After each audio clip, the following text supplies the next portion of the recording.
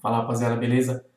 Vamos aqui para o próxima aula, né? Aula, não gosto de falar aula porque eu não dou aula para ninguém, sou bem burro, não quero dar aula para ninguém, porque dar aula gera muita responsa, né? E eu não quero ter responsa, afinal a empresa é sua, a vida é sua, responsabilidades suas. Então vamos lá. Tá aqui. Administrando sua oficina mecânica, analisando os números. Vamos lá. A análise dos números da empresa é fundamental para tomar decisões pontuais ou emergenciais na oficina mecânica. E esses números devem ser analisados no dia a dia da empresa ou semanalmente, quinzenalmente, de uma forma que possa ser corrigida uma trajetória da empresa antes que entre para o vermelho na cor do controle financeiro. Mas o que pode ou deve ser analisado pelo gestor e até mesmo pelo gerente ou responsável pela parte da oficina? São várias essas possibilidades, com algumas variáveis e alguns históricos de estudos. Vamos explorar 4 importantes itens que devem ter seus números acompanhados de perto. Abre aspas. Ao acompanhar o fluxo de carros no mês e do mês, preste atenção ao ticket médio, quanto maior, melhor, fecha aspas. Fluxo de carro. Se o objetivo da oficina mecânica é fazer reparos em veículos, claro que o fluxo de carros é muito importante. Esse número pode ser mensal, por exemplo. Analise o fluxo de carro do mês e no mês. Como assim? Vamos a um exemplo. Hoje, por exemplo, é dia 10. Posso analisar a quantidade de carros no mês, ou seja, nesses 10 dias e do mês, puxando os últimos 30 dias, analisando os números do último dia 11 mês anterior até o dia 10. Esse fluxo de carros ajuda na decisão. Pera, eu não entendi muito bem isso aqui. Como assim? Vamos a um exemplo. Hoje, por exemplo, é dia 10. Posso analisar a quantidade de carros no mês, ou seja, nestes 10 dias e do mês, puxando os últimos 30 dias. Ah, entendi. Analisando os números do último dia 11 mês anterior até o dia 10. Esse fluxo de carros ajuda na tomada de decisão como buscar novos clientes, investimentos em divulgação e nas mídias digitais. Se sua empresa tem um fluxo bom e contínuo de carro, fica uma dica importante: acompanhar o ticket médio, ou seja, quanto na média, qual valor cada carro deixa na oficina. Quanto maior esse número, melhor, pois você consegue vender mais serviços e peças em um mesmo veículo, com menos riscos. Menos riscos, eu já não vou nem falar que discordo, eu já acrescento algumas coisas. Discordar é muito pesado para mim. Então, discordar é. Quando eu falo discordo, é porque parece que eu sou o dono da certeza, eu sou o dono da razão. E eu não quero ser o dono da razão, mas nem fodendo. Então, eu acho que aqui eu só complemento. Mas, enfim, vamos para o segundo. Movimento diário. Esse fluxo de carros é movimento. Esse fluxo de carros e movimento financeiro é muito curioso no setor automotivo. É muito comum a segunda-feira ser o dia de maior entrada de carros e a sexta-feira o dia de maior saída de carros. O dia que antecede o final de semana. Esses números devem ser analisados de forma que possa ter um controle diário e um planejamento financeiro. Ao analisar o fluxo financeiro, é nítido que os dias 5 e 20 são datas que há grande saída do fluxo de caixa, pois são datas comuns de pagamento de impostos e salários, por exemplo. É por isso que nós paramos em 2018, nós deixamos de pagar 2 vezes ao mês para pagar uma vez só no mês. O que aumentou e muito a nossa quantidade de carro. Depois eu vou dar algumas teorias do que pode ser, mas enfim. Abre aspas. O ponto de equilíbrio demonstra o quanto madura está a gestão da empresa, e esse número é fundamental para a saúde financeira, fecha aspas. Outro ponto. Ponto de equilíbrio. Esse ponto, esse equilíbrio é mais um número importante para a gestão da empresa. Esse importante número é alcançado quando a venda bruta total da oficina, é igual ao valor total das despesas operacionais, alcançando assim o equilíbrio. E como já abordamos nessa coluna, quanto mais cedo a empresa atingir esse ponto, mais dias de lucratividade haverá para a empresa, mais metas podem ser atingidas e mais comissões. Ele colocou aqui comissão pode ser paga, mas é comissões, né? De acordo com a forma de contrapartida definida. Outra coisa, posição do estoque. Dinheiro parado em estoque é um número negativo. Peças paradas em estoque também, mas devemos ter as peças disponíveis para uma venda rápida. Por exemplo, filtros e lubrificantes. Assim, saber o que se tem no estoque é um número fundamental para a gestão da oficina. Quanto em quantidade de itens se tem no estoque hoje? Quanto em dinheiro parado se tem no estoque hoje? Eu acrescento, quanto se tem no estoque a vencer amanhã, a vencer depois de amanhã, a vencer semana que vem. que é muito importante. Notas importantes. Decisão pontual é quando o empresário tem pequenas correções na empresa e isso deve ser feito junto com os colaboradores. Em uma forma de melhoria contínua, temos reunião relâmpago diária, entre aspas, RRD, reuniões rápidas para pequenos acertos no dia a dia da empresa.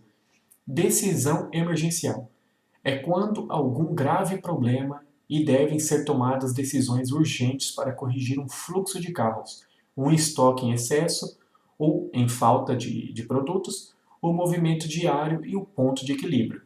Então, aí tem a conclusão aqui, devemos analisar sempre os números da empresa, é fundamental para a saúde da empresa, para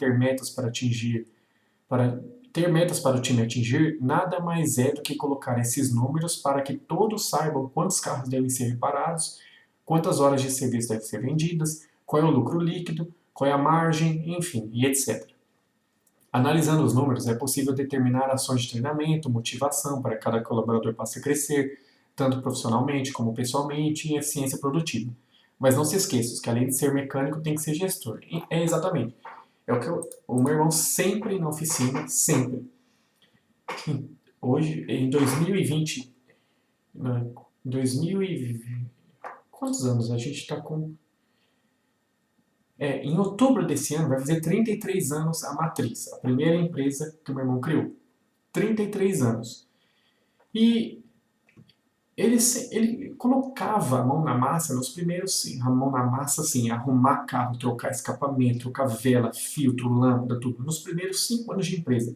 Depois disso, a gerência, a administração. Quando eu entrei na empresa em 2000, eu entrei na empresa em 2002, mas eu estava estudando ainda, então eu ia dia sim, dia não, tal, ia 2 horas da tarde, voltava às 6, 7, enfim. Quando eu realmente comecei todo dia, foi em 2004. 1º de agosto de 2004. Comecei todo dia, uniforme e tal, e eu ficava no pátio. Até porque meu irmão queria que eu ficasse no pátio para aprender. Ficava junto com um colaborador nosso, que eu já falei, que ele trabalhou com a gente 18 anos. Depois ele abriu a oficina dele, está aberta até hoje lá, menos de 1 quilômetro da gente. Eu ia na casa dele, dormia, porque ele... Eu já contei essa história, depois vocês assistam aí. Que ele tinha um filho e tal, e a gente ficava... Ele tinha home theater da hora, na época do Velozes e Furiosos 1 e tal, ele era eletricista na empresa, e tipo, era o cara que mais era pra frente, sabe? Era o cara mais jovem, assim, de questão de música, de questão de se vestir, questão de ter as coisas, questão de comprar.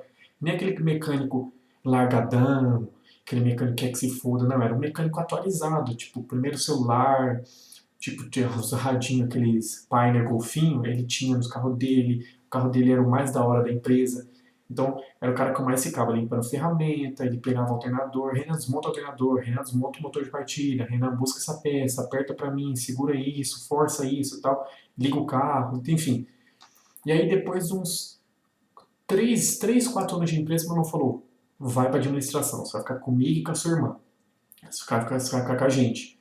Vai ficar do lado.